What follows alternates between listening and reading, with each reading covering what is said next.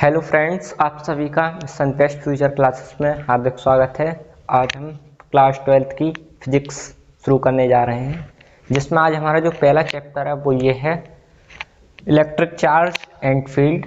तो आज से हमारी क्लासेस शुरू हो रही हैं फिजिक्स की और केमिस्ट्री की। तो केमिस्ट्री की क्लासेस भी इसी चैनल पर प्रोवाइड कराई जाएंगी। तो आज हमने सबसे पहले यूपी बोर्ड के जो सिलेबस है फिजिक्स का उसके बारे में डिस्कस किया था। अब हम लेकर आए हैं चैप्टर 1 में जो हमारा टॉपिक है वो रहेगा पहला आज हमारा इलेक्ट्रिक चार्ज, क्योंकि चैप्टर की जो शुरुआत है वो इलेक्ट्रिक चार्ज एंड फील्ड यानी वैद्युत आवेश तथा क्षेत्र से यानी वैद्युत आवेश से ही हुई है। तो आज हम शुरू करने जा रहे हैं चैप्टर 1। तो आइए देखते हैं आवेश वैद्युत आवेश क्या है। आप कक्षा 10 या 11 में पढ़कर आए होंगे कि वैद्युत आवेश क्या है, लेकिन आपको आज बेसिक से शुरुआत करेंगे। वैद्युत आवेश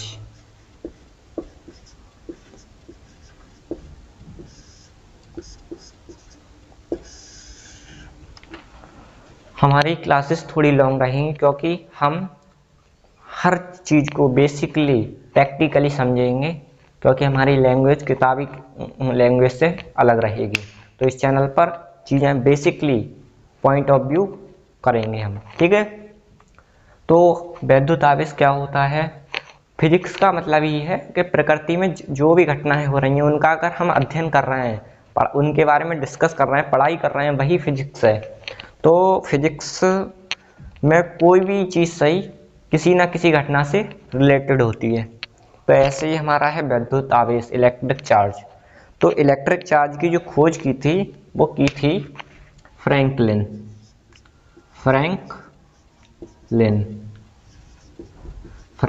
ने इसकी खोज की थी, ठीक है।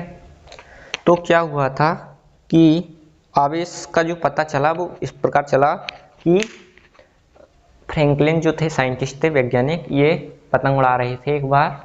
तो उस टाइम इनकी पतंग काफ़ी हाइट पर जा चुकी थी। हाइट पर जाने के कारण उस टाइम मौसम खराब हो गया और मतलब पतंग तो हाइट पर उड़ रही थी। उस टाइम बारिश होने लगी, हल्की हल्की बिजली चमकने लगी और बारिश होने लगी। तो उनका जो धागा था वो हल्का गीला हो गया बारिश की वजह से। तो उन्हें थोड़ा शॉर्ट सा लगा यानी झटका सा लगा। तो उन्होंने महसूस किया कि ये झटका किस कारण लगा। तो ये झटका विद्युत धारा यानी करंट जो है वो विद्युत के कारण लगा। विद्युत के कारण यानी उस जो धागा था उसमें कहीं ना कहीं विद्युत धारा उत्पन्न हो गई थी। और वो किस प्रकार उत्पन्न हुई, फिर इन वैज्ञानिक ने उसके ऊपर रिसर्च किया। तो जब हुआ था पतंग उड़ा रही थी तो क्या हुआ, जो बादल थे बादलों ने आपस में घर्षण किया जिस कारण बादल आवेशित हो गए। यानी घर्षण के कारण आवेश उत्पन्न होता है। इससे इस बात का पता चला कि घर्षण के कारण आवेश उत्पन्न होता है और आवेश के उत्पन्न होने पर किसी भी वस्तु में विद्युत धारा उत्पन्न हो जाती है।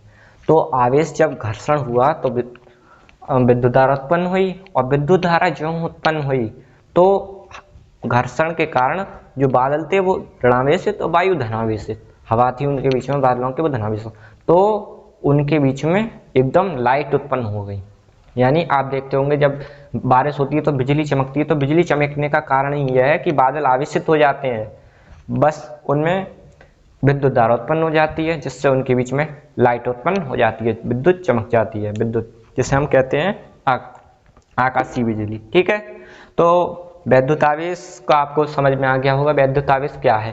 तो वैद्युत आवेश किसी वस्तु का वह गुण है जिसके कारण उसमें वैद्युत आवेश किसी वस्तु का वह गुण है जिस कारण उसमें विद्युत तथा चुंबकीय प्रभाव उत्पन्न हो जाते हैं।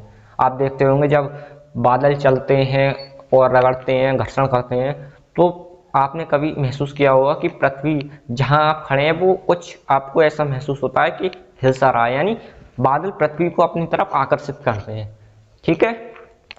तो ये थी बात। तो वैद्युत आवेश किसी वस्तु का वह गुण है जिसके कारण उस वस्तु में वैद्युत तथा चुंबकीय दोनों प्रकार के गुण उत्पन्न हो जाते हैं। तो हम डेफिनेशन लिखेंगे,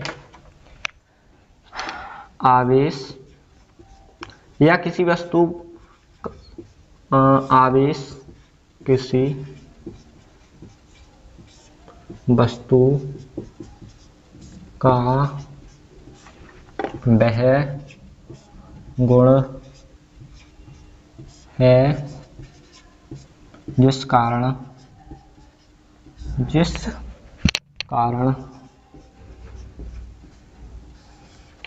उसमें वैद्युत और चुंबकीय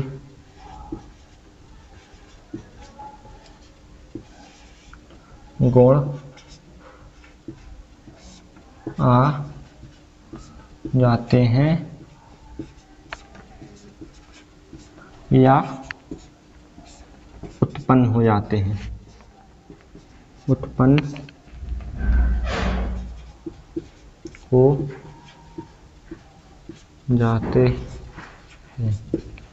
ठीक है। आवेश किसी वस्तु का वह गुण है जिसके कारण उसमें वैद्युत या वह अनुभव भी कर सकता है। अगर कोई वस्तु आवेशित है, ये जरूरी नहीं है कि वह विद्युत उत्पन्न नहीं करे, विद्युत का अनुभव भी कर सकती है। अगर कोई दूसरा पदार्थ आवेशित है तो उसका भी अनुभव करेगा वो, ठीक है। तो यह डेफिनेशन। अब आवेश का मात्रक, आवेश का जो मात्रक होता है, पहले तो हम ये देखेंगे कि आवेश का जो मात्रक होता है वो होता है कूलाम। कूलाम एक साइंटिस्ट का नाम है जिससे इनका मात्रक बनाया गया आवेश का, क्योंकि कूलाम ने कई नियम प्रतिपादित किए आवेश से रिलेटेड, तो इनके द्वारा इसका मात्रक, इसे सी से नोटेड करते हैं, ठीक, सी से। ओके, मात्रक समझ गए आप। तो अब प्रश्न ये आता है कि हम कैसे पता करेंगे कि वस्तु में कितना आवेश है। तो उसके लिए एक सूत्र दिया गया जिसे हम कहते हैं Q बराबर NE।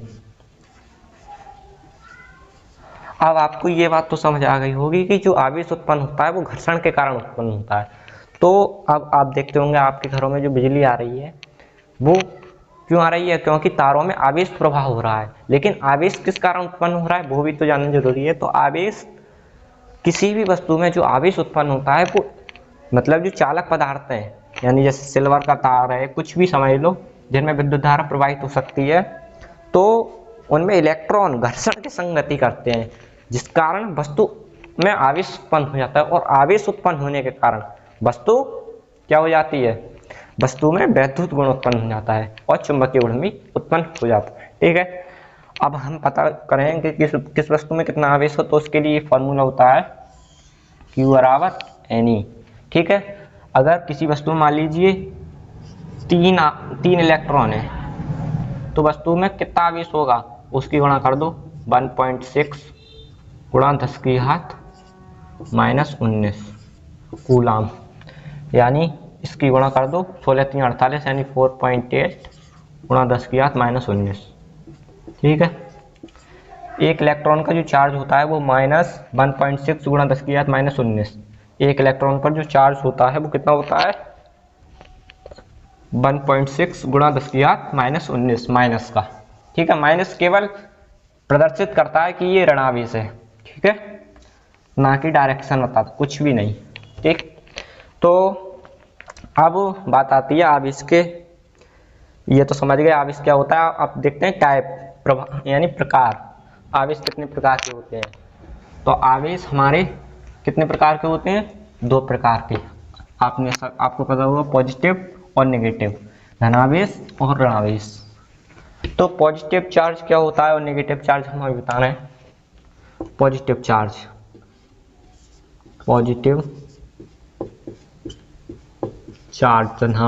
धनात्मक आवेश या धनावेश, बातें के, ठीक है। पॉजिटिव चार्ज क्या होता है, हमेशा याद रखें, मान लीजिए 2 वस्तु हैं, ठीक है, A B, जब इन्हें घर्षण करेंगे यानी जब इन्हें आवेशित करेंगे, तो अगर मान लीजिए इसमें 10 इलेक्ट्रॉन है, ठीक है, इसमें 5 इलेक्ट्रॉन है, ठीक है। अगर इसके 10 इलेक्ट्रॉन इसमें 10 से इसके मान लीजिए 6 इलेक्ट्रॉन अगर इसमें चले जाएं तो ये इसमें टोटल 11 हो जाएंगे और इसमें 6 लेकर गए तो यहाँ बचे 4। तो हमेशा याद रखें, अगर किसी वस्तु से इलेक्ट्रॉन निकल रहे हैं तो वस्तु धनावेशित होगी, यानी उस पर पॉजिटिव चार्ज होगा। और अगर किसी वस्तु में इलेक्ट्रॉन एंटर कर रहे हैं, प्रवेश कर रहे हैं, तो वह वस्तु ऋणावेशित होगी। यानी कहने का मतलब ये है, आप पर -5 रुपये किसी के आ रहे हैं, आपको 5 रुपये देने हैं, ठीक है। अगर आपने 5 में से 4 रुपये किसी को दे दिए, ठीक है, तो आप पे तो माइनस का 1 बचा, आप कुछ तो धनावेशित हुए, कुछ तो उसी प्रकार, और ये ऋणावेशित हो जाएगा। इसने 4 रुपये ले लिए आपसे, ठीक है। तो कोई वस्तु अगर इलेक्ट्रॉन ग्रहण कर रही है तो वो ऋणावेशित होगी, और कोई वस्तु अगर इलेक्ट्रॉन दे रही है यानी डिनोट कर रही है तो वह वस्तु क्या होगी, धनावेशित, ठीक है। इनके लिए आप एक एग्जांपल देख सकते हैं पॉजिटिव चार्ज और नेगेटिव चार्ज का। पॉजिटिव चार्ज पीसी के लिए देखें, मान लीजिए हम क्या करें, एक कांच की छड़ ले लें, कांच की छड़ है ये, और एक ले लें हम रेशम का टुकड़ा। अगर हम कांच की छड़ को रेशम के टुकड़े से रगड़ेंगे तो क्या होगा, जो कांच के जो इलेक्ट्रॉन हैं वो रेशम के टुकड़े में पहुंच जाएंगे, यानी इलेक्ट्रॉन निकल गए तो कांच कैसा हो जाएगा, धनावेशित। तो कांच कैसा है, धनावेशित। अब आता है नेगेटिव चार्ज, ऋणावेश की बात। नेगेटिव चार्ज क्या होता है, अगर किसी वस्तु में इलेक्ट्रॉन प्रवेश कर लें, जैसे कि आबनूस की छड़ ली हमने, आबनूस की छड़ होती है आपकी लगभग समझ सकते हैं आप, कांच से थोड़ी अलग होती है, और एक लें बिल्ली की खाल, ठीक है, मान लीजिए बिल्ली की खाल है ये, और ये आबनूस की छड़ है। जब हम इन्हें रगड़ेंगे, आपस में घर्षण कराएंगे, आपको मालूम है घर्षण के कारण ही आवेश उत्पन्न होता है, तो जब इनमें घर्षण कराएंगे तो बिल्ली की खाल से जो इलेक्ट्रॉन होंगे वो लेकर जाएंगे इनमें, ठीक है। तो ये हमारा ऋणावेशित हो जाएगा, क्योंकि इसने इलेक्ट्रॉन एक्सेप्ट कर लिए, ग्रहण कर लिए। तो ये था धनावेश और ऋणावेश, ठीक है। अब आता है हमारा टाइप ऑफ चार्ज, यानी आवेश टाइप तो समझ लिए, अब आती हैं प्रॉपर्टीज। आवेश की क्या क्या प्रॉपर्टीज होती हैं, प्रॉपर्टीज, ठीक है। हमेशा याद रखिए, समान आवेश, समान आवेश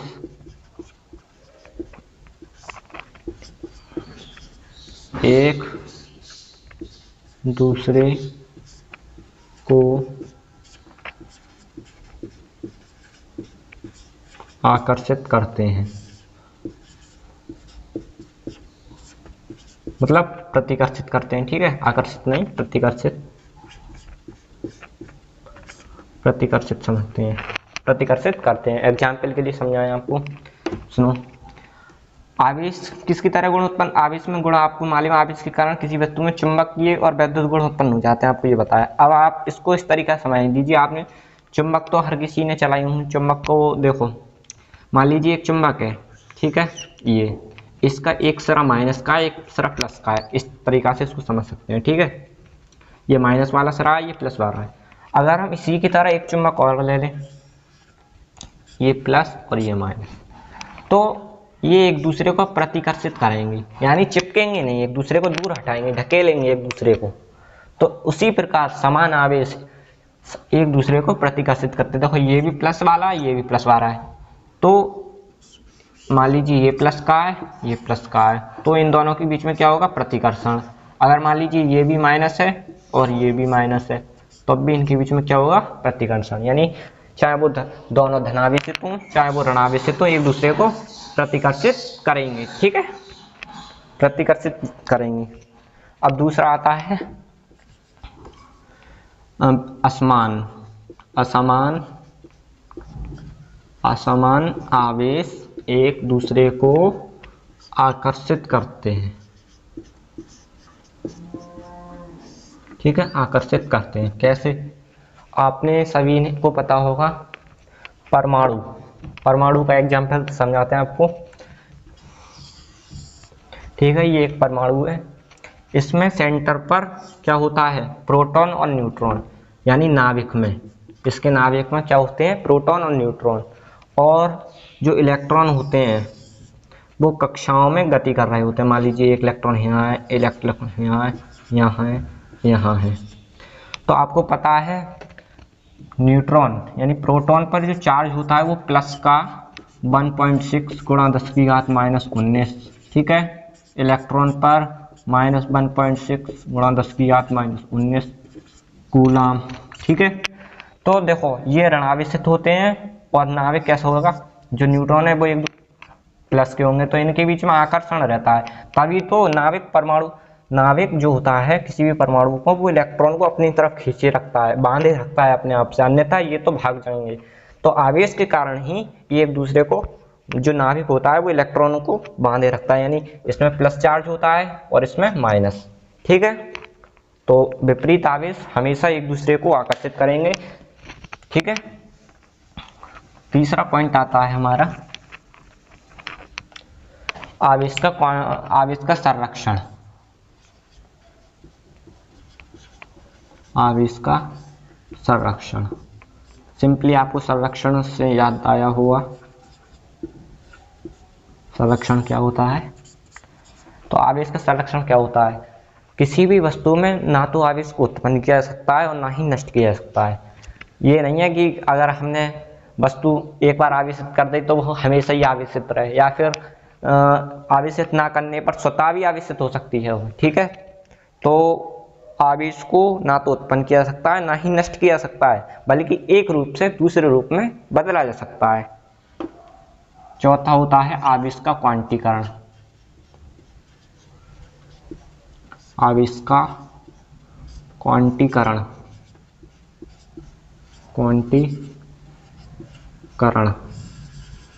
ठीक है। आवेश का क्वांटीकरण क्या होता है, सुनो। आवेश जो है वो क्वांटम प्रकृति को दर्शाता है। क्वांटम प्रकृति का मतलब कोई वस्तु है, चाहे कोई भी वस्तु हो, वो मान लीजिए एक वस्तु ए है, तो इस पर जो आवेश होगा ना वो निश्चित न्यूनतम मात्रा में होगा। यानी जैसे हम कह सकते हैं कि पूर्ण संख्या में होगा, जैसे 1 2 3, यानी कहने का मतलब ये है, इस टाइप समझें कि किसी वस्तु पर 2 इलेक्ट्रॉन हो सकते हैं, 3 इलेक्ट्रॉन हो सकते हैं, 5 इलेक्ट्रॉन हो सकते हैं, लेकिन इस टाइप से नहीं कि 1.3 इलेक्ट्रॉन, इस टाइप से किसी वस्तु पर इलेक्ट्रॉन नहीं, मतलब आवेश नहीं होगा, ठीक है। और 1 इलेक्ट्रॉन में बता दिया कितना आवेश है, अगर किसी वस्तु पर 2 इलेक्ट्रॉन है तो उसका मतलब ये हुआ 2 गुणा 1.6 गुणा 10⁻⁻⁹, यानी 3.2 गुणा 10⁻⁻⁹ कूलम आवेश है उस पर, ठीक है। तो ये है आवेश। आपने आवेश पता चल गया, आवेश क्या है, इसकी उत्पत्ति कैसे हुई, इसके बारे में जानकारी क्या थी, कैसे पता चला इसका, और इसका मापन क्या होता है, इसका मात्रक क्या है, इसके प्रकार क्या है, इसके गुण क्या हैं, हमने सब के बारे में डिस्कस कर लिया है। तो अब आज की क्लास को यहीं समाप्त करते हैं, और नेक्स्ट क्लास में हम इलेक्ट्रिक फील्ड किसके बारे में, वैद्युत क्षेत्र के बारे में डिस्कस करेंगे। वैद्युत क्षेत्र कैसे उत्पन्न होता है, वैद्युत क्षेत्र के गुण क्या होते हैं, और वैद्युत क्षेत्र की उत्पत्ति किन नियमों के आधार पर होती है, ठीक है, और वैद्युत क्षेत्र की तीव्रता क्या होती है। तो नेक्स्ट क्लास में हम इनके बारे में डिस्कस करेंगे। आज की क्लास यहीं समाप्त करते हैं। क्लास को देखने के लिए बहुत बहुत धन्यवाद।